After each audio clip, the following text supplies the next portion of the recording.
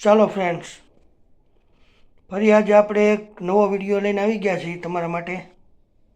આજે આપણે સમોસા બનાવવાના છે. બધાના ફેવરેટ એવા સમોસા બનાવશું. એના માટે આપણે સામગ્રી લઈ લીધી છે બધી. બાફેલા બટેટા, બધા મસાલા લીધા છે: મરચું, હળદર, ગરમ મસાલો, ખાંડ, મીઠું, લીંબુનો રસ, આખા ધાણા, કોથમીર, આદુ મરચાં અને તેલ લીધું છે. આપણે લોટમાં મેંદાનો લોટ લીધો છે. એના મોણ માટે આપણે તેલ પણ લઈ લીધું છે. તો હવે આપણે સૌથી પહેલાં લોટ બાંધવાથી સ્ટાર્ટ કરશું. ચાલો ફ્રેન્ડ્સ, હવે સૌથી પહેલાં આપણે લોટ બાંધી લઈશું. તો એમાં લોટમાં આપણે મોણ નાખશું.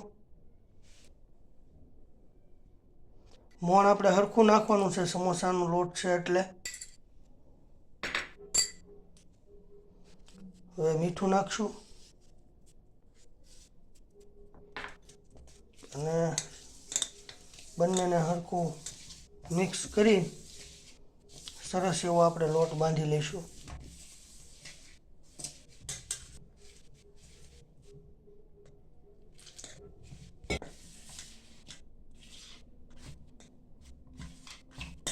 જો આવી રીતે આપણે સરસ લોટ બાંધી લેવાનો છે. જો આપણો લોટ બંધાઈ ગયો છે, હવે આને થોડું તેલ લઈ અને બરોબર એને કૂણવી લેવાનો છે. સરસ આવો, બહુ કઠણાઈ નહીં અને બહુ પોચો નહીં, એવો આપણે લોટ બાંધી લેવાનો છે, જેથી આપણા સમોસા એકદમ ક્રિસ્પી થશે. હવે આ લોટને આપણે મસાલો બનાવીએ અંદરનો, ત્યાં સુધી આપણે થોડી વાર એને રેસ્ટ થવા દઈશું અને ઢાંકીને મૂકી દઈશું. ચાલો, આપણે મસાલા માટે બટાટા લઈ લીધા છે.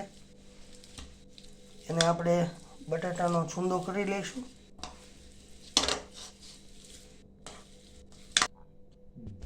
ચાલો ફ્રેન્ડ્સ, આપણો બટાટાનો ચૂંદો થઈ ગયો છે.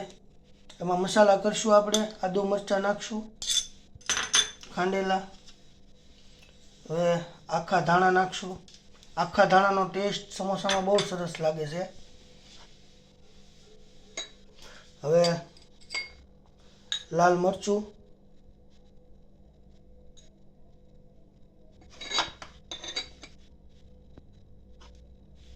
હળદર, ગરમ મસાલો,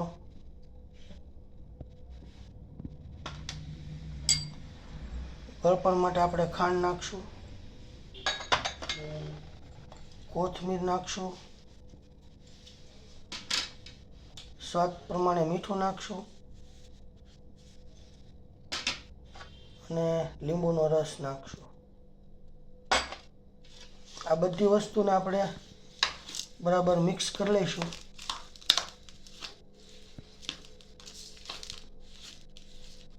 સમોસાની અંદર આપણે જેટલી વસ્તુ નાખી હોય એક્સ્ટ્રા, એ તમે નાખી શકો છો. અંદર ડ્રાયફ્રૂટ પણ નાખી શકાય છે, દાડમના દાણા નાખી શકાય છે અને વટોણા પણ નાખી શકાય છે. તમારી મરજી મુજબ મસાલાની અંદર તમારે જે નાખવું હોય તમે નાખી શકો છો, તમારા ટેસ્ટ પ્રમાણે. ચાલો, હવે આપણે સમોસાની પૂરી વણી લઈશું.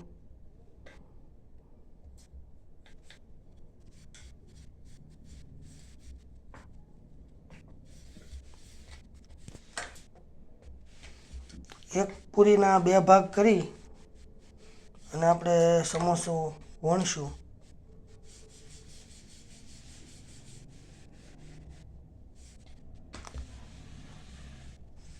પૂરી બહુ જાડી નહીં અને એકદમ પતલી નહીં, એવી થિકનેસ રાખવાની છે.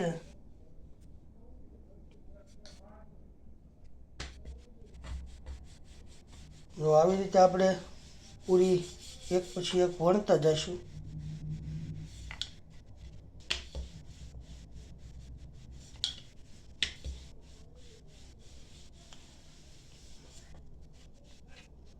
અને સાઈડમાં મૂકતા જઈશું. આપણી પૂરી વણાઈ ગઈ છે. હવે આપણે સમોસા બનાવવાનું સ્ટાર્ટ કરીશું. પૂરીને આપણે આવી રીતે વચ્ચેથી કટ કરી લઈશું.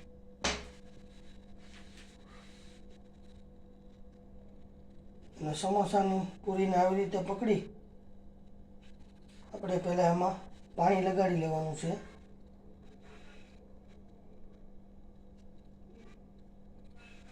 પાણી લગાડી આવી રીતે વચ્ચે રાખી અને આવી રીતે આપણે સમોસાનો શેપ આપશું.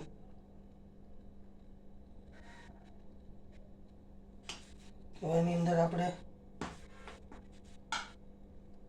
મસાલો ભરી દઈશું અને કિનારી ઉપર પાણી લગાવી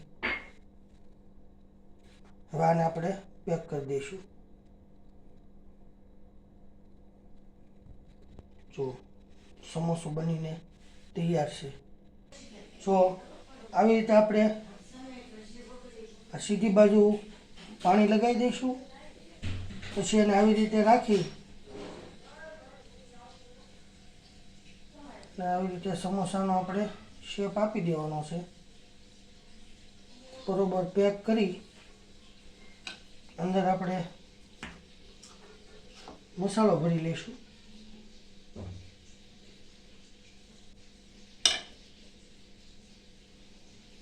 નાની કિનારી ઉપર પણ પાણી લગાવી દઈશું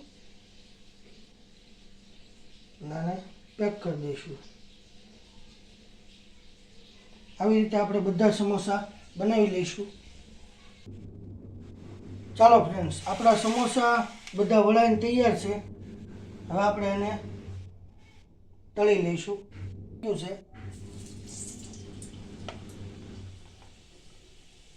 એમાં આપણે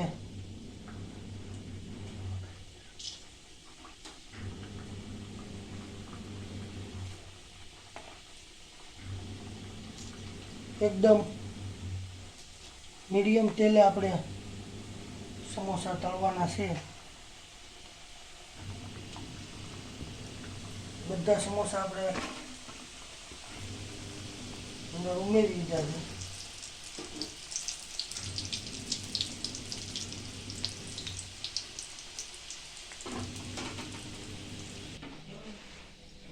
તો આવી રીતે આપણે એકદમ મીડિયમ તાપ ઉપર સમોસાને ફ્રાય થવા દેવાના છે. ગેસ બિલકુલ ફાસ્ટ રાખવાનો નથી.